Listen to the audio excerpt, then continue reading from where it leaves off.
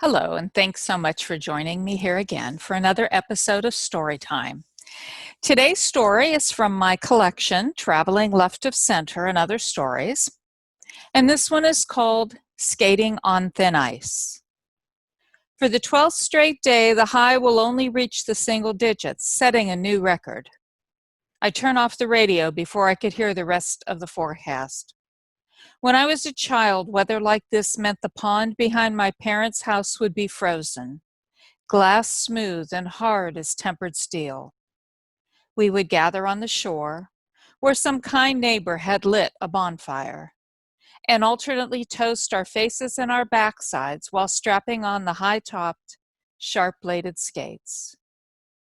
The unsafe portions of the ice were clearly marked. Ominous red flags warning weak ice were posted on the thinner surface, and stiff brown ropes were strung from pole to pole, confining the young to safer areas. As a child, I obeyed the warnings. But in the invulnerable teenage years, I joined friends in daring each other to leap the cord and try our luck on the melting surface. Most of the time, our luck held. Skate lines crisscrossed each other in ever-deepening slices. And sometimes the rifle-sharp crack from below the surface would scare us back behind the rope. But never for very long. First one, then another, would tiptoe on skate point, and seeing no widening breach, no ominous fluid darkness, venture back out onto the thin ice. But luck cannot be tempted indefinitely without demanding payment. The year I turned 15, 8 older boys played crack the whip on the unsafe section, sending one of their own sailing out alone under the moonlight. A widening black line followed him, but there wasn't enough time for him to come back to safety. And in the end, he was simply swallowed up like a long-awaited meal. "Paul! Paul!" The shouts echoed across the darkening night until someone had the presence of mind to call a parent, the police, the ambulance. By then, it was too late. There was no more skating on the pond after that, and the following summer, the neighbors banded together to hire an excavating company to fill it in. The largest single grave site I have ever seen. I have since learned that thin ice is not only a condition of winter, nor confined to stretches of frozen water.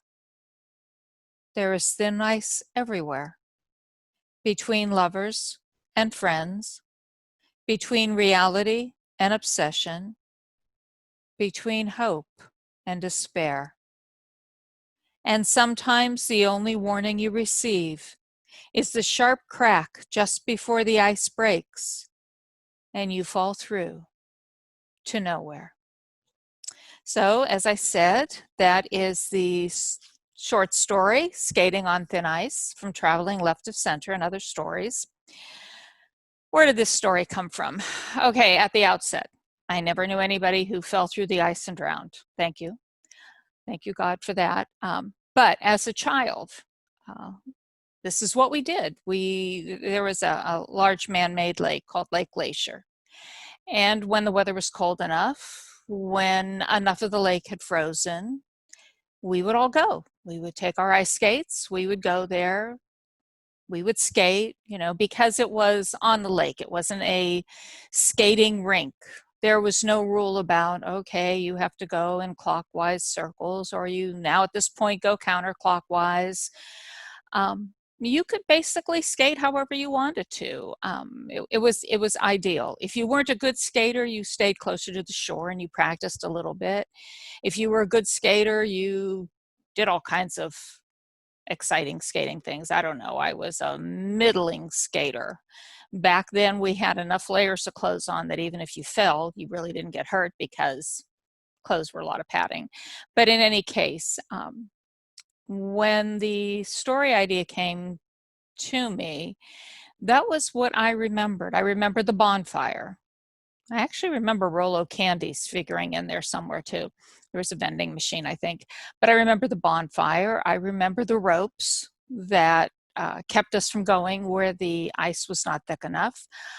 I remember how cold it was. I remember the excitement of skating. I mean, it was the closest thing to flying. Um, so that much I do remember.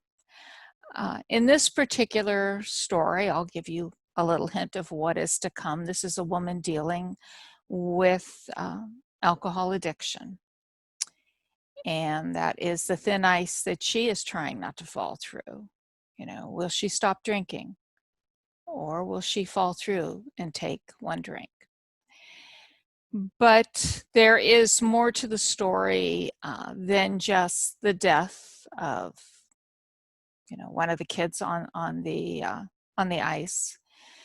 Certainly, she had had a lot of experiences as a child, as a teenager, that, you know, if one were a psychiatrist, psychologist, a counselor, you could say yes. These were all indicators that she could go down that road. Since I am neither a psychologist, psychiatrist, or counselor, I can only guess that there was the combination of her personality and her life experiences that put her in this precarious situation. But, you know, I think we have all had some experience with a thin ice situation. You know, we've all had some experience of an event that transpires maybe in our life where we're not entirely sure if we can handle it. Will we be able to skate to safety, so to speak, or will we fall through the ice and someone's going to have to rescue us? So, you know, there is some of that in the story, but it is just really a story that when I started writing it, I did not know where it was going. You know, I had this mental picture of Lake Glacier, of wintertime, of skating. I had this sensation of the coldness and always that little bit of fear. You know, even though they said this part of the ice was safe, what if they were wrong? You know, is that noise just the blade of my skates cutting a little bit of the ice, or is the ice getting ready to crack? You know, some of the things that go through your mind don't scare you enough to keep you off the ice, but they just kind of go through your mind. But you know, this is one of those stories that I followed the character. I did not say this is going to be a story about a woman struggling with her alcohol addiction. This is going to be a story about a woman who reflects back on the death of someone, you know, when she was a child. I had no idea. You know, in some cases when I'm writing a story, I don't know where the story's going. Actually, that tends to happen more often than I would think. I'm not entirely sure where the story is going. I'm certainly not sure what details are going to work their way in. It's almost as though I am following the characters, and the characters taking me down a long hallway, and then the character turns a corner and says, "Here, this is where this happened," and I'm like, "Oh, okay. Let me write that down. Hold on, don't let me forget." And then we go down more of the hallway, and then we make another turn, and then the character says, "And then this happened." Sometimes the character doesn't even take me all the way down the hallway. Sometimes I will write the story, a initial draft of the story, from beginning to end, but there's holes in it. There's areas where you instinctively know there is going to be more to this story. You just don't know what yet. The character has decided that perhaps you're not ready for the whole story yet. Let me tell you a little bit of it. Come back tomorrow. I'll fill in those little details. I find that not frustrating. I actually find that very exciting. This is why I am a pantser, not a plotter. If I was going to plot out a short story, if I was going to make a chart and said, okay, in this scene this happens, in this scene this happens, and blah, blah, blah, blah, and then we get to the final scene and this is how the story ends, there wouldn't be much fun in writing it. It would no longer be an exciting activity for me personally, because, well, I already read the story. I already know what's going to happen. I already know all the little details. So it might be just a shorthand version of it, but there's no life in it for me. This is not to say that plotters are not good storytellers. They are, but for me, I need to be surprised. I need to be intrigued. I need to be frightened. Some stories frighten me as I'm writing them. I need to be entertained. I have written stories that entertain me. They entertain me when I'm writing them. They entertain me when I'm editing them.